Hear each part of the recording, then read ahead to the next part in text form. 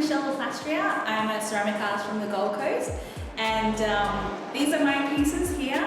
They're heavily 90s nostalgia-inducing pieces. I started a couple years ago. I started going out to workshops to learn hand building and a few other ceramic techniques, and it's just something that I've fallen in love with.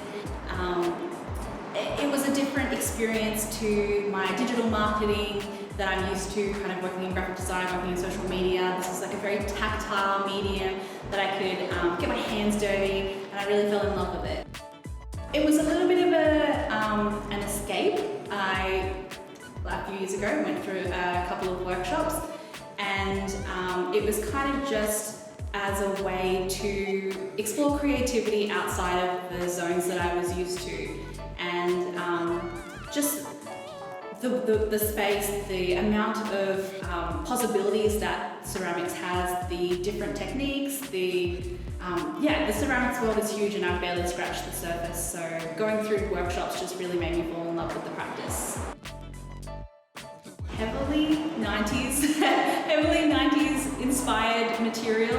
I think just anything fun like cartoons, obviously Saved by the Bell, Rocco's Modern Life, all the best ones. They're a running theme throughout my work, whether it's not copying those characters but kind of drawing from that feeling and that time and place where you kind of feel like the world was like full of these possibilities and like anything was possible. So that time and place and that feeling is a big inspiration for my work.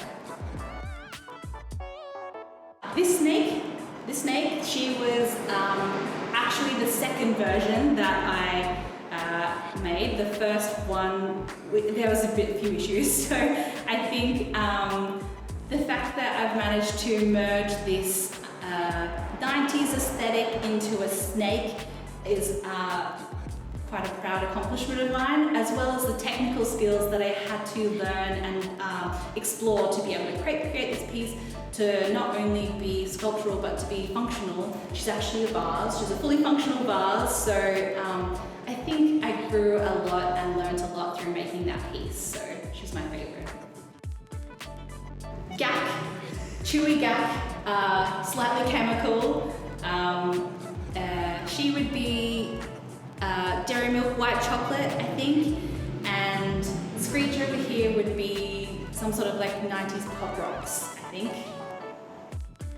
Definitely, I've always been a creative person. Which avenue that was going to be, I did not know. I've been someone who always likes to try everything. I've done a graphic design degree. I worked with fashion and styling. I wanted to be a singer for a small part of my life, but ceramics is something that I've really kind of like locked onto and fell in love with because there's just so much to explore with it, and I've barely even scratched the surface, and I'm a couple of years deep. I think it's the thing that could really hold my attention, which is quite hard when it comes to creative practices because I'm just wanting to try everything, but this is something that I've really fallen in love with. So I was part of an exhibition earlier this year, and I think that that's definitely an avenue that I want to go down and explore further. The Australian and Gold Coast art scene is offering a lot of grants for emerging artists at the moment, and I think that that's something that hasn't really been available before. So I really want to take advantage of that and really push my work to be both able to be in a commerce section as well as like an art world, which is sometimes hard to kind of straddle the border of that, but that's I just enjoyed that exhibition experience and the reaction and the response that I got to my work, that's definitely a world that I want to be part of. The idea of freedom and putting that time that I used to put into my old 9-to-5 job where I was work for someone else, the idea of funneling that energy and all that time into something that's for you is just the best motivator.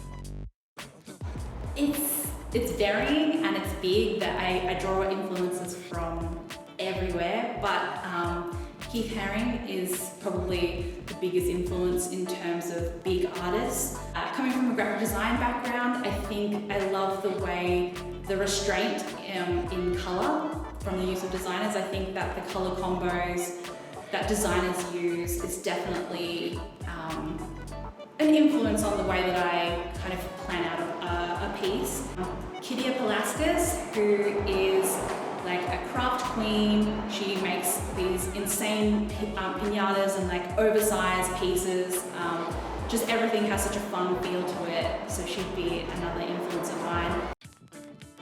Ultimate message, I think, is that returning to play, that returning to freedom, that returning to that childlike nostalgia where, again, the world seems full of possibilities and, you know, everything just has that extra little shine and sparkle in it. I want that people who engage with my work to feel a little bit of that and to take a little bit of that home with them.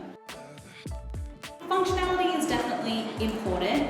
It doesn't completely rule out something if it's not functional, but I would say that most of my pieces do have a functionality. I do like the process of blending something fun that nearly kind of looks like it's not functional. Like I think with the cow and the snake, you probably wouldn't offhand know that it was a vase. I think that it's kind of like a little sneaky thing that until you see it's in practice, you don't realize that it's functional. It's kind of like a disguised vase. I'll be hosting 2 workshops. One will be creating your own ceramic wall hanging. So you'll be able to kind of let your mind run wild with this one. You will be creating a tile in the shape of your choosing, and then you can build, embellish. You'll be learning techniques of carving, graffito, and then we will also get you to add little attachments to it, like tassels and stars and pom-poms and all these kind of things that will reattach after firing. So you'll be able to kind of create like a little tile of your choice to add to your abode. The second workshop that I'll be running is for all the plant lovers.